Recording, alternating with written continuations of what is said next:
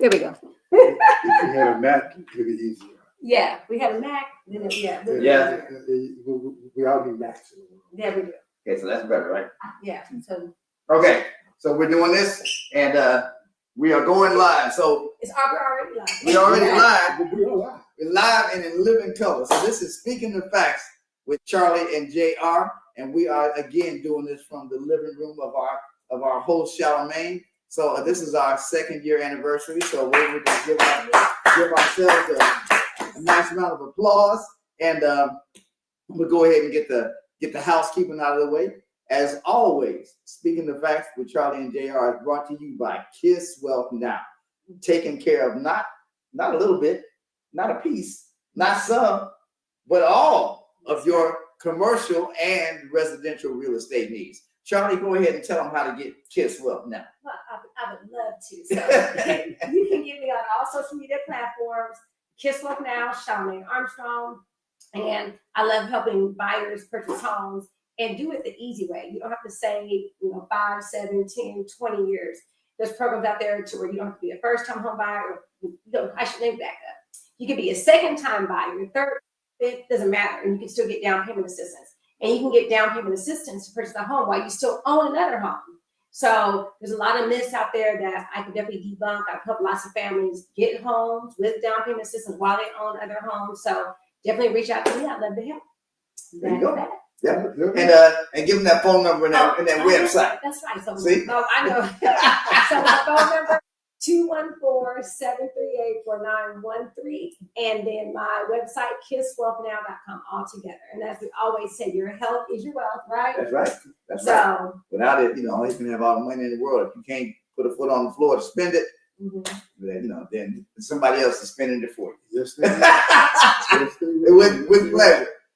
So I want to go ahead and also I will acknowledge the Speaking the Facts crew here on our 2nd anniversary. I will acknowledge our alter egos, the fly guy and the fly girls. I am, of course, the fly guy because I'm the only guy among us. Well, the only guy in the crew. I am. Don't call it a comeback because I have been fly. That's right. That's right.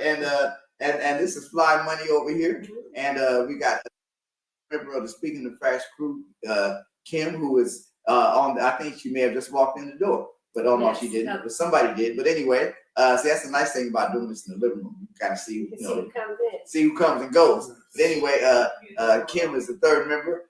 She is AKA This Just Fly. So we're going to go ahead and get stuff going. We have Valentine back here again. We had such a good time talking about love last week, and I kind of wanted to. Look at love from the 1 Corinthians standpoint. I kind of want to look at love from what the Bible says love is, because that word gets tossed around a lot. But if we knew what it meant, maybe we would practice it better. Maybe if we focus on what it means a little more, we would practice it better. What you think, Charlie? I agree. I was singing the song earlier before we came on live, right? Talking about love. And just, people are nervous to talk about it and they don't know, how to receive it, what's going to come back from it. If you put yourself out there, it's just a lot of things that are uncomfortable. Yes. When I mentioned it to Mom, her favorite topic, what did she say? See how we all kind of responded in unison there? Now, we do have a tradition, a new tradition, I would say, of asking people how they like their grits. But we know how you like yours. But anybody that might not have seen you last week, I'm gonna go ahead and ask again. In fact, we have a couple people in the back. We're gonna ask too. My granddaughter is back there. Charlemagne's mother is back there. My ace boom coon Valerie is back there. So we gonna his baby mama. I'll get them but so for those who may not have seen you last week, the choice is how do you eat your grits? Do you eat your grits with salt and pepper or with butter and sugar? Butter and sugar. He's a butter and sugar man, y'all. All day long. So now whereas I and my daughter and co-host, we are salt and pepper peoples. I know, it's just Yeah, salt and pepper peoples. You know. So So we so wait a minute, and you know, Kim just walked in. Kim, from last week, how did you have your grits? Cheese. Cheese. Cheese, yeah. Okay, no butter, no sugar, just cheese. Just Yeah. cheese. Kim said just cheese. What about my grandmother Lorraine is back there. Lorraine, how you eat your grits? Butter and Is you sugar. butter and sugar? Butter Okay. and sugar. Valentine got a homie over there with butter and sugar. Valentine, how you eat your grits? We're hot. Salt, pepper, butter. Oh, she's a four banger. She's a four banger over there. Salt, pepper, butter, and sugar. My grandson's back there. Trey, how you eat your grits, bro? Sugar. There we go. Just sugar? No butter? Sugar. He said sugar. Sugar only. That's because the way I cook it, all you have to do is add is the sugar. That's compliments to mom. Oh. That was an offhand cooking compliment. That's what Yes. that was. So but I kind of wanted to get into what love is because you know we like the song says, what the world needs now is love. Yeah. And so you helped to guide me through, because of course you are the learned one, but it's 1 Corinthians, what is it? Is it 4? 13. It's 1 Corinthians 13. I see all the mixed up. But love is patient. That's the first thing it says. It's patient. It's love is patient. So are we? How do you see? Do you see us being patient with each other when it comes to love? Do you see? Now I know that you have that love for your wife and your family and your home, but and as we gather as a community, do you see us being patient? In what context? Well, I mean, as far as There's different types of love. well, yes, there Right, so are, we have to but talk about, the categories. Yes. my understanding, and you correct me if I'm wrong, but my understanding would be that in reference to 1 Corinthians, it's talking about love being patient and kind, and I would think that's more agape than anything else. Yes, true. Yes. It is. So I think 1 Corinthians 13, it actually describes what love is, or what love is and is not. Yes. I think it's more important for us to understand that who is the source of love. 1 John 4:19 says that we love because he first loved us. And so it's really impossible to love in a way that make God smile if your source of love is not from God. And I think it's also key to know that love is not something that we can do of ourselves. That love is something that is produced in us, but it is from God. So whenever we find ourselves loving rightly, we can take no credit for it. Yeah. Credit that God himself produced in us and through us for the good of others. And so if we're trying to love in our own strength, in our own way, it can at times be misguided or misplaced. Yeah. So that's key. And if we are loving as God loved us, then patience, I guess, would be the first thing, because he's been so patient with us. Yeah. Those first two things, the love is kind. Those two things. Just those two things. Overall. We were patient with one another. Yeah, long suffering. And kind. Yeah. And then again, think about it. Love and kindness are both fruit of the spirit. And so again, it is ourselves cannot produce. We just convey it. We actually reciprocate what we receive from God. So because we have received that patience and kindness from God, we ought to be patient and kind with others. Yeah. So we don't need to get it from anybody else to be it to somebody else. We can be it because we have received it from God always. Yeah. Charlie, you want to chime in over there? Yes. Again, love is like patient and kind. And so, you know, I try to make sure that I begin my day with love. I'm always telling everybody that I love them, and end it with love. So therefore, in between, you know, the things that happen, you know, the frustrations, the things that happen, it's like, okay, you know what? It's not really directed or guided at me. It's gonna be okay, you know. So then, and so that makes my days easier, you know. When I'm encountering people, when I'm coming up against things that maybe not favorable for me, you know, and just being transparent. I had, look, I was surprised with the bill. Was anybody ever had that happen? And I did not surprised with the bill. I know, surprised with the bill, and I did not love to receive it. You know? Talking about that for a second, because y'all in the living room for the first time, and these lights are cooking us. So I'm going to go. Well, I just asked. I'm not asking to turn the air. But I'm going to go get something for. Now it's so easy. But still, you know, I'm going. That's why we okay. Yeah. Oh, that's why we have people. Well, see, okay. And so, We have people. I didn't love to get the bill. And when I called the people to talk about the bill that I did not know about and that I was just not so happy to receive, I still remember and had to remind myself that the people on the other end were just doing their job. Yes. It wasn't against me. And so I treated them with patience and kindness, even though I received this unexpected bill. And then even it was funny today because the lady called me and she was, oh, you came in there like with a bag. And so, but I say all that to say that, you know, again, if you treat people, you know, with love and kindness, even though it may not be what you need it to be, it still will turn out okay. Yeah. You know, you can drive the outcome. Yes. And blessings can come from it. Yes. You know, because of you treating the situation with love. Yeah. So I think last week I gave a working definition because again I think that 1 Corinthians describes love. It does not really define love. Okay. Well, see, so it actually describes what love is, but it does not define it.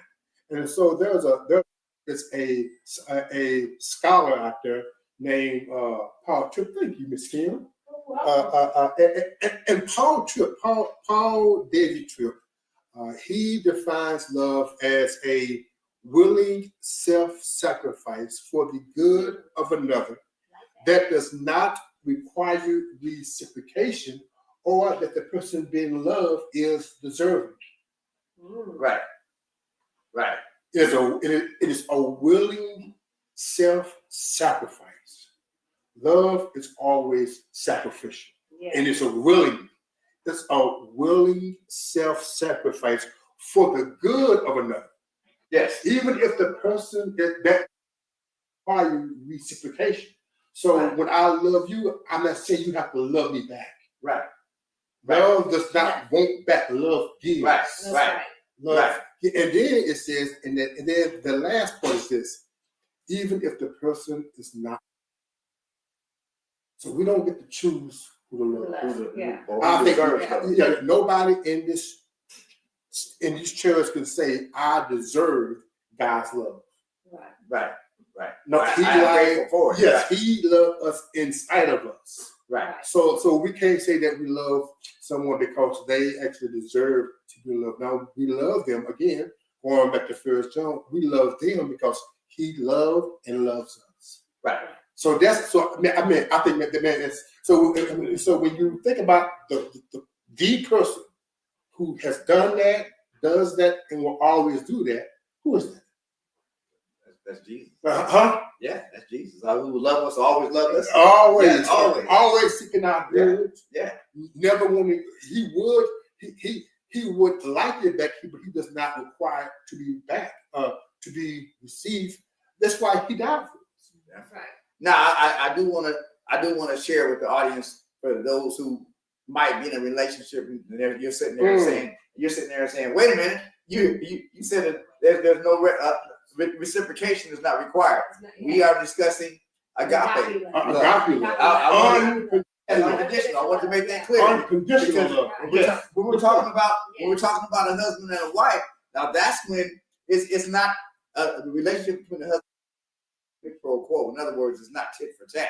But there is the element of you may never have to do that for me, but I do need to know that you're willing. Mm-hmm. You know, when it comes to the relationship of because that's a different love. So I just wanted to put that out there so we could stay. But what if I'm not willing to love you back? As a man, as a husband or a wife. Yeah. Oh well, you need to see that going in.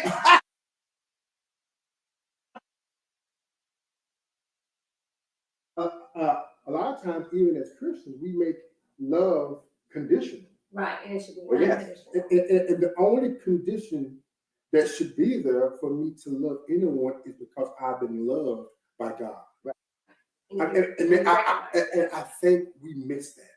Yes. He is the source and the purpose of our love. I love, so even if you don't love me, because I'm constantly being loved by him, I'm going to love you. Right.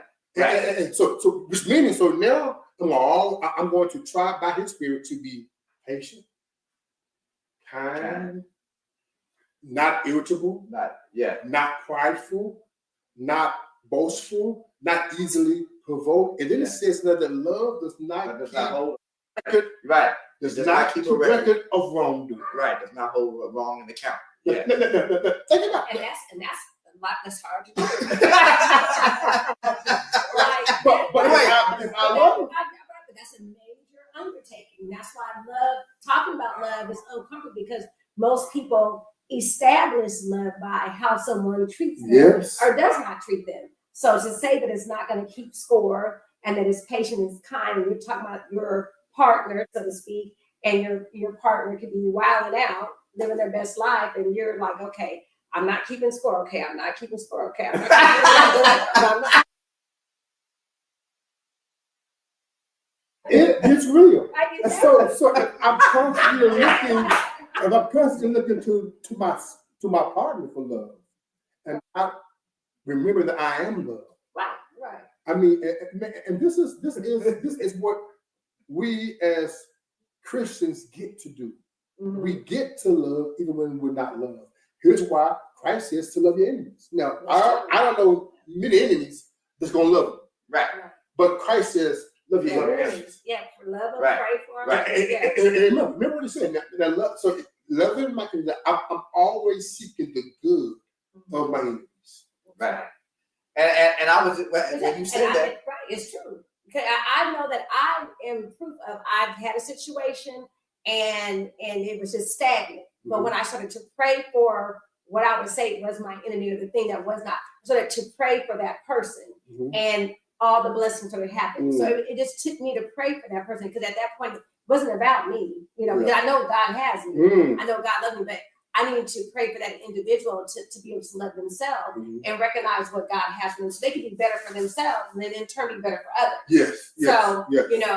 So it definitely took that for me to even, and it was that was a hard task to sit down and say, I have to pray for somebody who's been a total jerk. Yeah. But I did it, and I did it every day, purposefully, every single day, and then the blessings come about. But I prayed for my enemies, but I got to tell you, even to this day, I don't know if I have, just being honest, I don't know if I have loved my enemy. I have, now, me striving to love my enemy has made me patient enough to where I have come to an understanding with that person, place, or thing, to where, we could actually have a working relationship, a working understanding, I don't know if I've gotten to the point of actually loving an enemy. That's just being honest. It's a task. So again, if we're trying to love our enemies out of our own strength, our own wit, our own wisdom, we won't do it. Right. Yeah. Love is something that God does through us because He's done it for us. And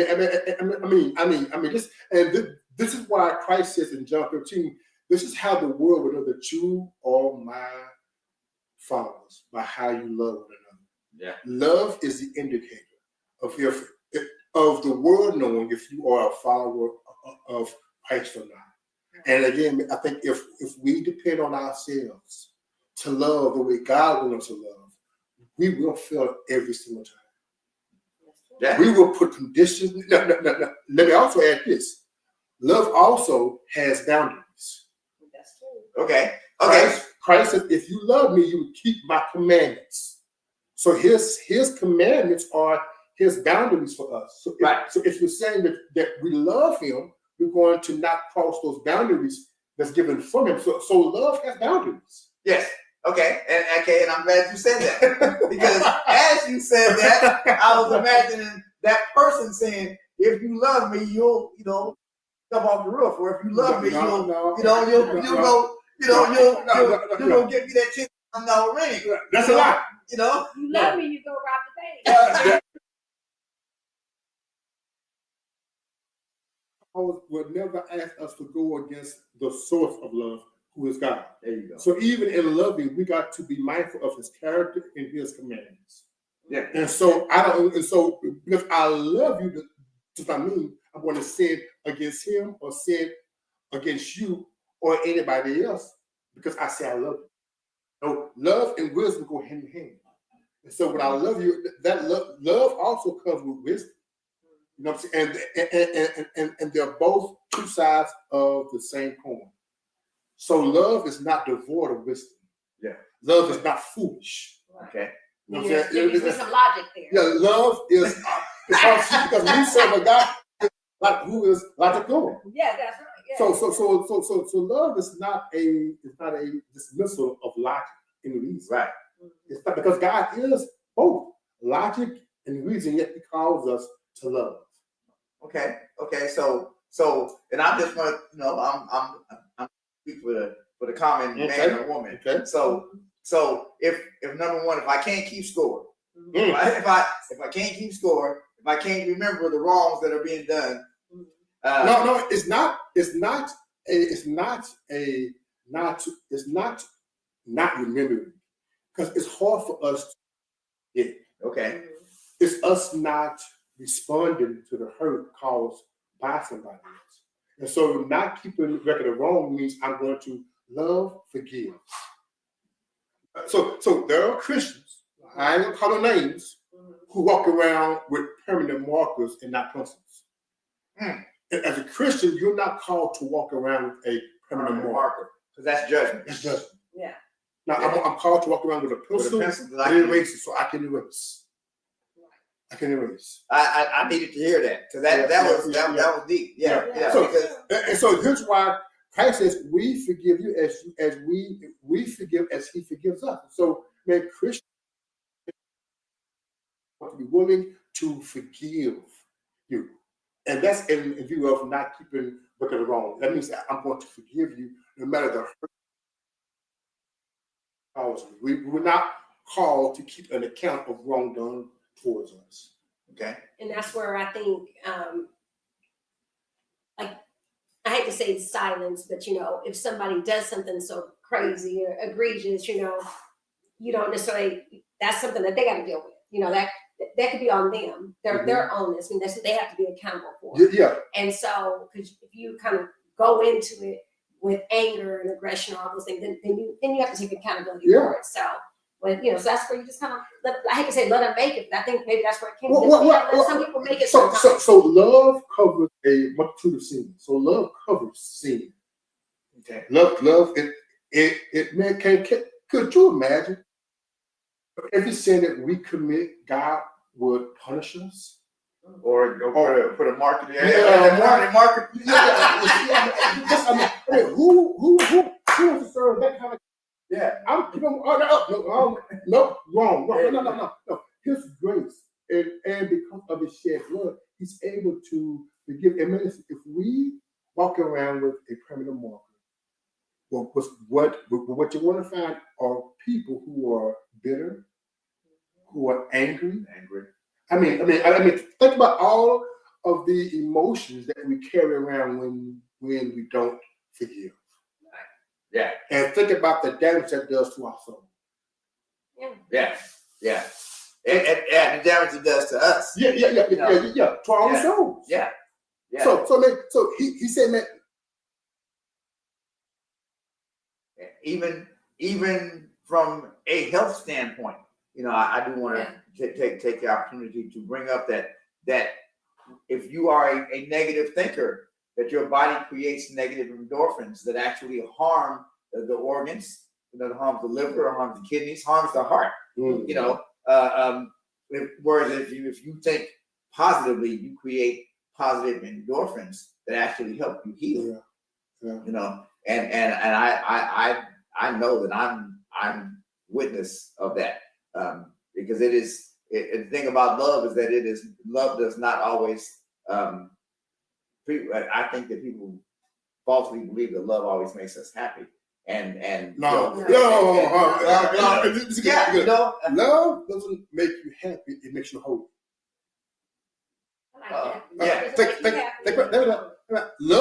Love is a choice. Yes. And listen, and when we choose to love somebody, that does not mean we're going to be happy. But being holy, I'm going to be like God. Yeah. When I choose to love, I'm like God. So I am becoming holy, not always happy. Right. And so love. That's the mission. You're going to be happy every day. I mean, you give me somebody who's been married for any time. You ain't always happy. But when you choose to love, you are being holy. God, He's using your spouse to sanctify you, to make you holy. So, man, when we choose, and love is not a feeling. If you try to love devoid of faith, the only way that we can love the way God wants us to love is by faith, not by feelings. I tell the kids in school every day that love is not a feeling, because if it's a feeling, then the day you wake up and say, husband or wife, I ain't happy with you right now. I'm done. Right. I'm not loving you anymore. Right. Because it's not a feeling. It's an act. It's what you are willing to do in sacrifice. You can turn it off. I mean, it's actually an act of faith. Every time we love, it's an act of faith. Yeah. We are trusting God with my actions. Like, God, I'm going to love this person just as you love me. And think about how God loved us. When you look at Romans chapter 5, it says that while we were enemies, helpless, and weak, God loved us by sending His Son to die on the cross for us. Mm-hmm. While we were His enemies, right. While we were helpless, while we were weak, He chose to demonstrate His love by sending His Son to die for us. Mm-hmm. So God didn't wait till we got right to love us. Right. He doesn't while we was wrong. He didn't wait for us to prove anything. Yeah. And so then for us to wait for somebody to get right or to get to a certain point, and then I'm like, no, that's not biblical love. That's cultural, societal, and then also self-love. Yeah. God has showed us clearly how to love. And this is why even in Ephesians chapter 4, he said that we ought to forgive just as He forgave us. Right. And we ought to love, he said in John, we ought to love others just as Christ loved us. We don't get to choose how to love. So, there's all these coaches that are out there, they took them classes or whatever, and they say they're the gurus of love and helping people. The love guru. There's all these gurus out there, and they're saying the love doctors, you sit me and I'll help you establish what love isn't, how it should look, how it should walk up to you, and I feel like a lot of these coaches out there are missing just the human element of it. It's not going to be the same for every person. So They're coming just from that one vantage point, and again, His love covers everything, every aspect of it. And so you got a lot of people who are very, very, very confused. So if somebody is like today saying, okay, well, I am, inquisitive. I don't want to go talk to somebody else about what love is. I want to actually go read it in the Bible. Like, where do I go? Where's a good place for me to start to get an understanding? So there's two main chapters on love. Again, we've already mentioned one. Right. 1 Corinthians 13 and then 1 John chapter 4. I want to know what love is and how love is described and what God wants from us when it comes to love. Those two chapters, and then John 13. John 13, 1 Corinthians 13, and 1 John chapter 4. It will, God lays out us what love is and how he wants us to love. I want to go back a second because you said that First Corinthians describes love but doesn't define it. Yeah. I want to go back to that for a second because I had never heard that put that way. Yeah. So where in the Bible does it define love? It's not defined. Okay. There's nowhere. I mean, if you want to see a picture of love, look at the cross. Right. Well, yeah.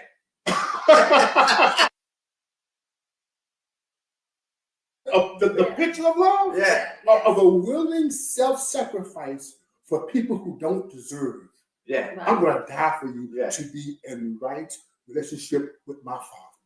I'm going to absolve all of the wrath that you deserve. Right. I'm going to take it for you. I'm going to give him the cross and say, Father, give me the wrath that one deserves. Yeah. And he did it willingly. Yeah. Right. I mean, so we see a picture of love in Jesus. Yeah. And I've always thought because I do think about this every morning actually, but just thinking about the punishment that Jesus took, how that crown of thorns was pressed into his head. It wasn't just sat there, Right. and how those that cat of nine tails ripped his flesh. Yes. The and nail. Yeah. And how being forced to carry the instrument of your death while you're being spit on and hit with stones and all that. For who? For us. It wasn't for him. For him. Yeah, it wasn't for He him. did nothing of any of that. Yeah. But just having to, I think about that walk. How long it would have been before I dropped that cross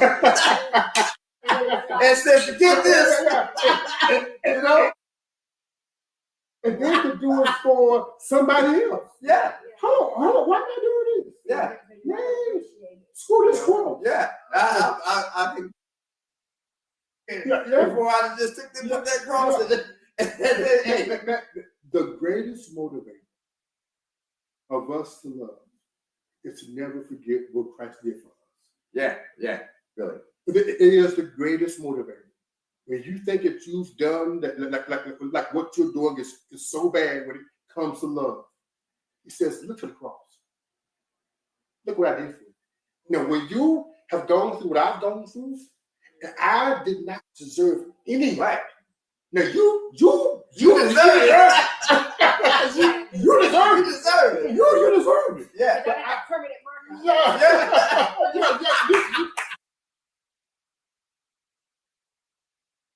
For us, who deserve it? Yeah. So when it comes, so God, so when I gaze, when I look to the author and perfecter of my faith, and this is why, man, we must constantly gaze upon the person and work of Christ. If we're going to love rightly and consistently, we cannot do it without consistently gazing our heart and our focus upon Jesus. He is the greatest motivator for us to love our enemies. Why? We were once his enemies.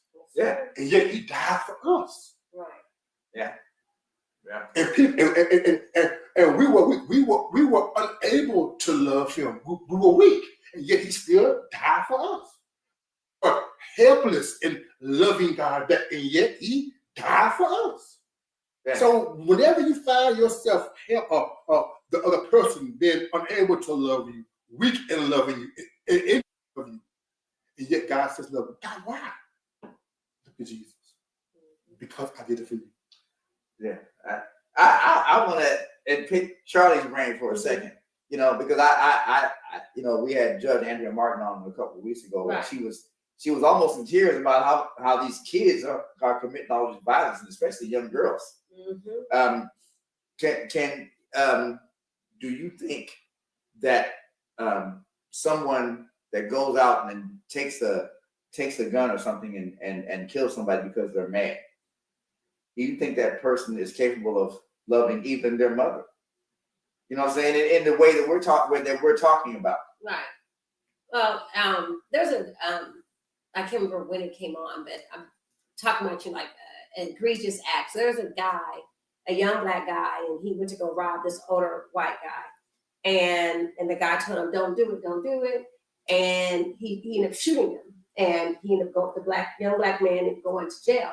Well, as you know, time would have it, this white gentleman actually started rising up in his church, and actually, I think, became a pastor of the church. But every year, not every year, but every 4 years, when this young black man would go up for parole, he would write a letter as to why. So one day his wife asked him, how are you writing this letter to say he shouldn't be paroled? How do you know that he hasn't changed his life? How do you know he hasn't given his life to God? How do you know that he could not make an impact in this world today? So he said he had to go back and sit and think about it. How am I putting this man to death when I'm still living? You know what I mean? I'm still thriving. See, I survived and I'm thriving. And because of what happened to me in that moment, he's using that as his testimony. It actually blessed him.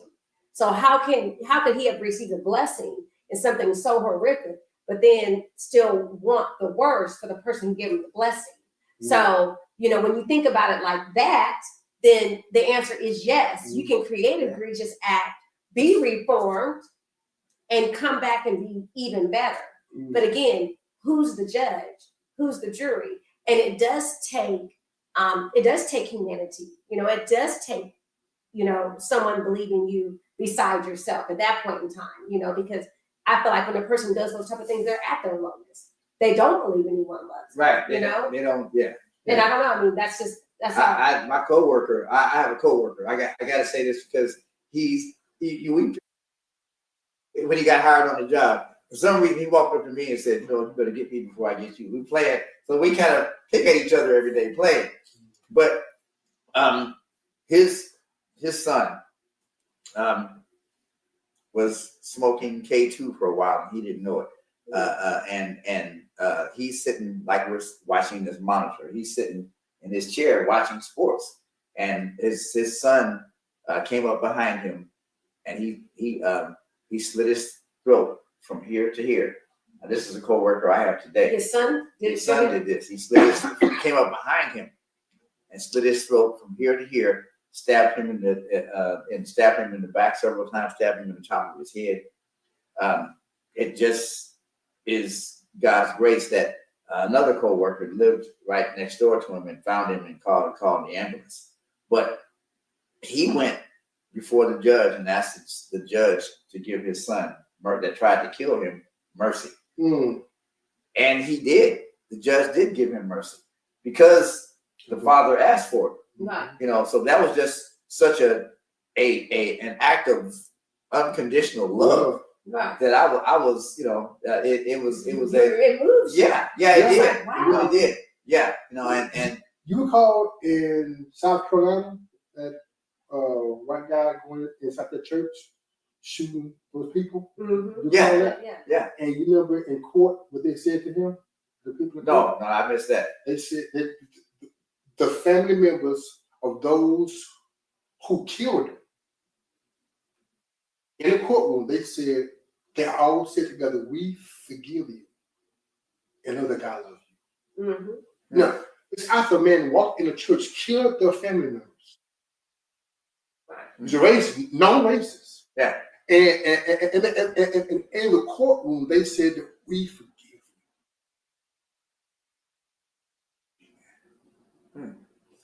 you. I mean, God's love can carry you through the toughest times. Oh, yes, it can. Right.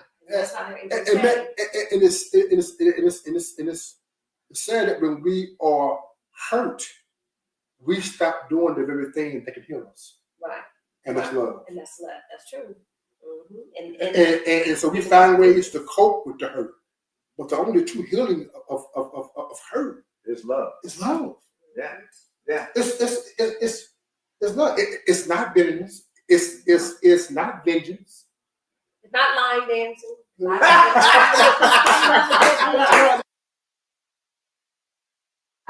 All the line dancing. Help me to love the one that hurt me.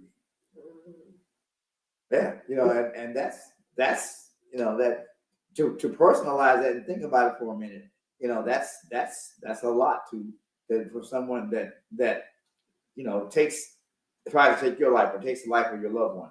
Yeah. You know, Yeah. and And this is why when we truly love, we cannot take credit for that. That's not us doing that. Right. no, it can't be. We are just the vessel that God is using to display His love to all people, those deserving and those undeserving. Right. We get a chance to be God to people when we choose to love them as God loved us. And man, I don't know what other testimony a Christian should want. At that point in time, that was true, because as it says, things happen not for our own understanding, and just you having to believe that God He allowed it. He allowed it. He allowed and you're going to be carried through it, And so, I mean, something as minor as you being cut off while you're driving, and you want to get upset, but you said, you know what? Maybe they need to get somewhere. You're going to give them grace. You're not going to blow on the horn. You're not going to go chase them and follow Cuss them out. Right. Give them Because that's not holy. That's not. No. And again, they need to get somewhere before you need to get somewhere. You know what I'm saying? Yeah. So, and that's just really, how I choose to think about and doing things. Like I was talking to somebody the other day. I never use my horn. I never use my horn. I don't even know what my horn sounds like, because I'm like, I get cut off, people get in front of me, and I'm like, okay, they need to get where they need to get to, I pray you make it. But again, extending that grace, because again, you never know when it comes back to you. Like even my somebody backed into my car, I didn't see it, and the people came and told me, and I was like, oh wow, that was so nice of you. And I was like, okay, world, you're mirroring back, And then the people even came to me and said, well, would you help us buy a house? I'm like, sure. But when they came and told me that his daughter backed into the car, I was like, okay, no problem. And she was young. I could tell. I gave her a hug. But on the inside, I was like, but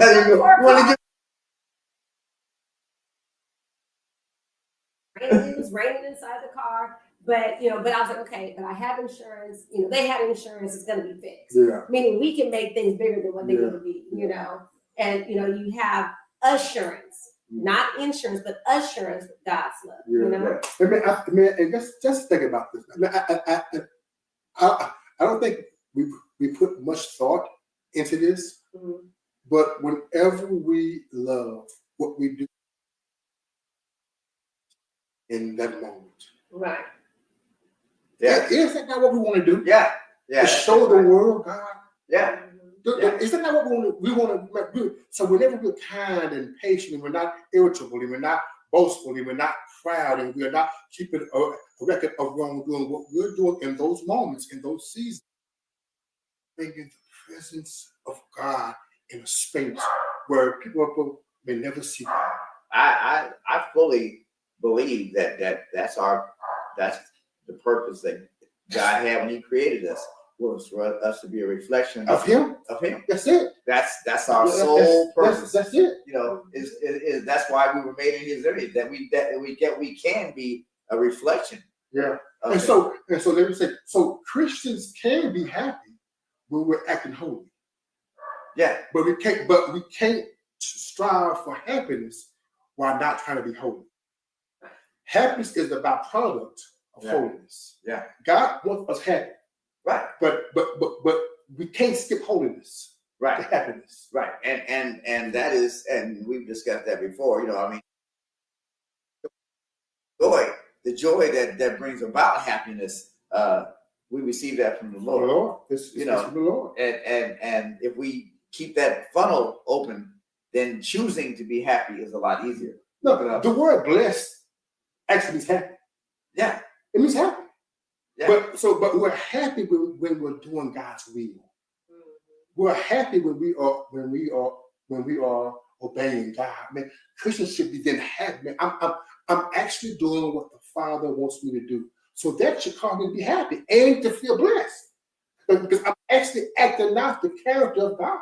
No. I'm actually doing His will. I'm actually fulfilling His purpose. So, man, if that does not bring you happiness, what?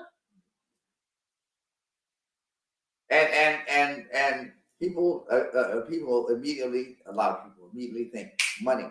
But if you think about all the people that were diving out of the towers in New York when the stock market crashed, they weren't happy.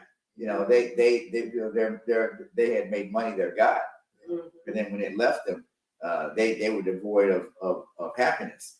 I want to ask both of y'all real quick, which one of the characteristics of love in Corinthians, you know, the patient, kind, does not boast, is not proud. Which one of those is the most difficult for you to display? It's a good one. Yeah, because you want to boast and say, God loves. Well, yeah, you know what I'm saying. So I mean, that was a test, because you would walk, but you're supposed to be bold about your love for God. Bold, not boastful. Yeah. So today I was coming in from work. How you're driving in a highway, and the traffic is a mile down the road. Yeah. And you got people trying to skip the traffic, trying to jump in front of you. Yeah. And I'm trying to keep my car next to the car. Yeah. And I was with the guy says, yes. So they can't, you're the way to learn. Yeah. And God says, son, that's not. I had 11 million. I did more 11 million.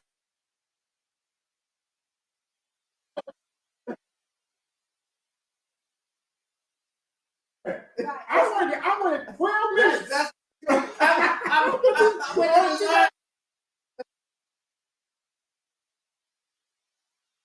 And I just pray that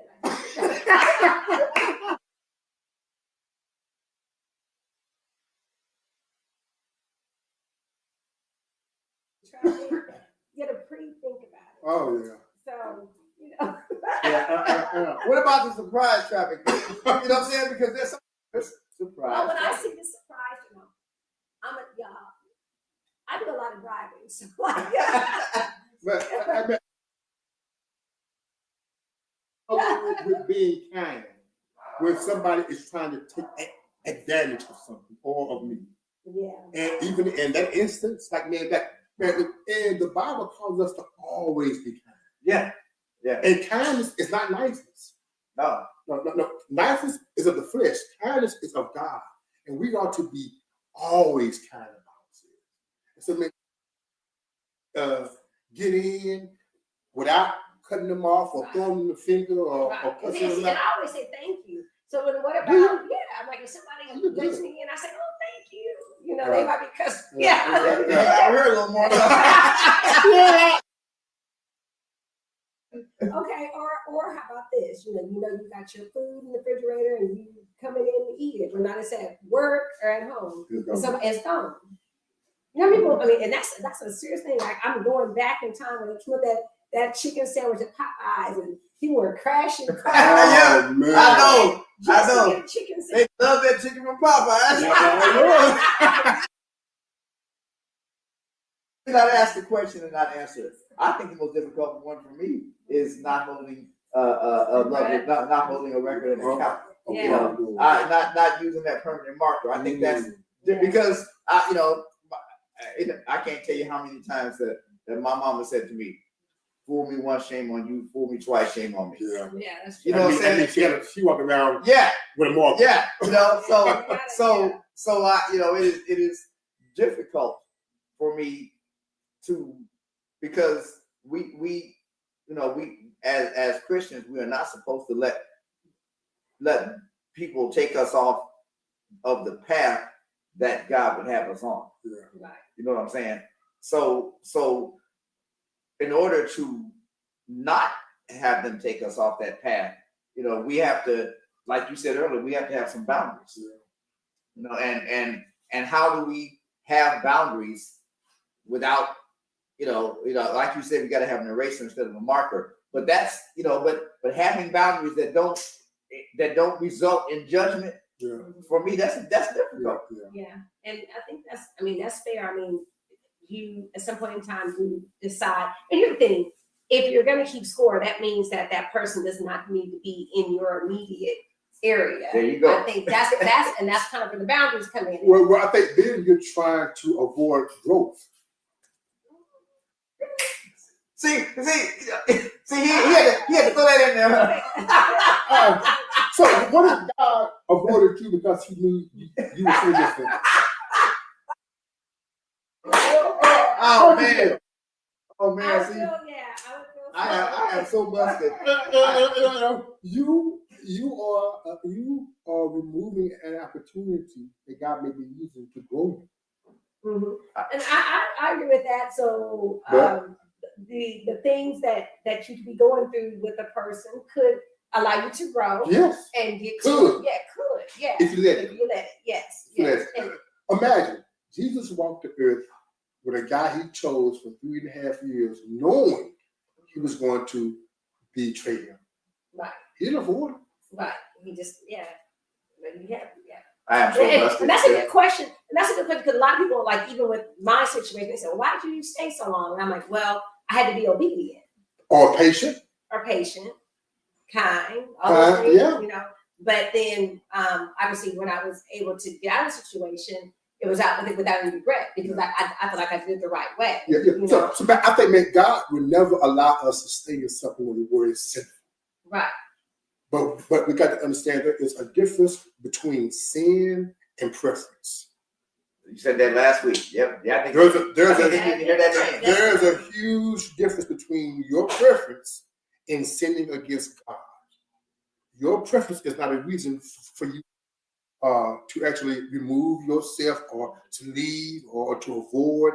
That's your preference. Right. But now sin is a whole new different category. Right. And God's never calls us to stay in something where it's going to come well. But God loves us still, even when we sin. Right. Exactly. Right. But God does give allowance for some things when things happen. And so again, God has boundaries. Yeah. And He's given us ways. He's given us outs because He knows our hearts can get hard. Which And is you don't want to repentance have is a the main heart one. really? Man, listen, and that is the mark of being. If you are not repenting often, you need to question your walk with God. And when I look at that list in 1 Corinthians 13, I struggle probably with all of them. Yeah, that's why I want to talk about it because I struggle with it. I mean, I'm not sitting here saying I'm innocent, man. And that's why I'm constantly repenting. I missed the mark. And even how Paul Tripp breaks down love, Mm. and I was like, wow, I was like, okay, well, I might have done that. No. Yeah. I might have done that. So yeah, when you actually sit down and you really have to grade your own self. You got to. Yeah, because that.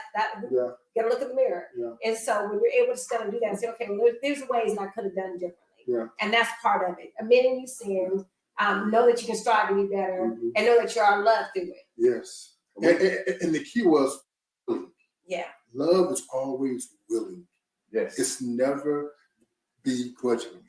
I'm willing to sacrifice for your good because He did it for me.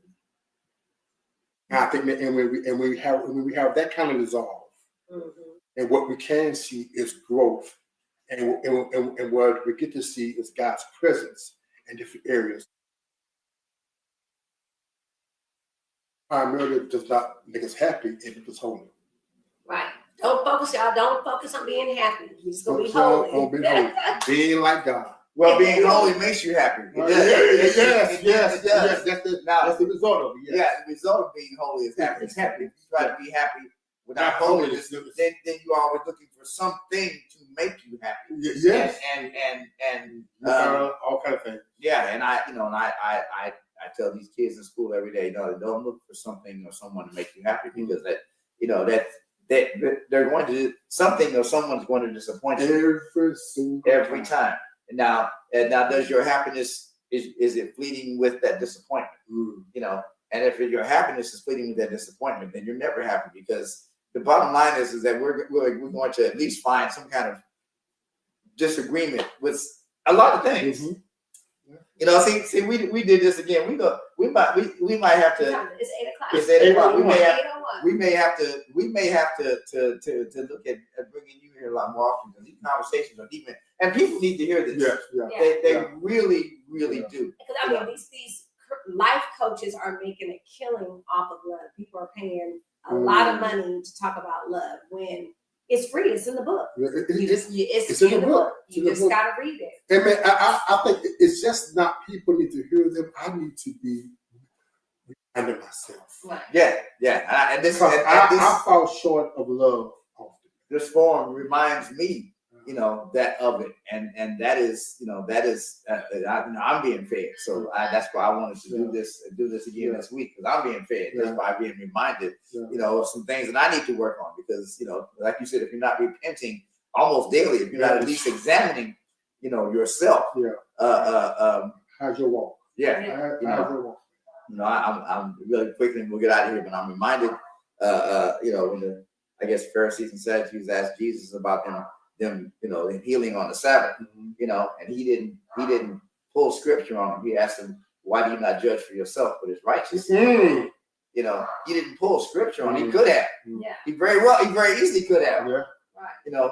But he said, "Why are you not judging or examining? Why are you not examining, for yourself?" Yes. Yeah. So, That's good, man. I try to learn as I go. Y'all, we are definitely gonna keep this going. We're gonna keep this going. This is too good. So, but the clock on the wall says, well, we ain't gotta leave because you home. But we do have to turn off these cameras, I guess. So anyway, thank y'all for hanging with us. Thank you for sharing your time with us. We appreciate it, because there's something else you could have been doing, but we appreciate it. We want to send you love. We want to receive love, and we just want the result of us spending this time together, that everybody's lives be a little, that you'll find a spark to share some of the love we're trying to share with you. And what's I said about love? I said about love. You gotta love yourself. Oh, I love you. I love you, and you can't do nothing about it. No, and really, that's what love is. If you're talking about me loving you, Not at all. yeah, It's a done deal. it's a done deal. I have decided to. Yeah. We will be back next week. Same facts time, same facts channel. Until next week, Charlie, take them home. I always say love yourself so you can love someone else. There you go. We will see y'all next week. And thank you. And you actually got to get up and turn off the phones and all That's that. right. And the So, cameras. Bye, y'all. Bye, y'all. Let's see. End it there.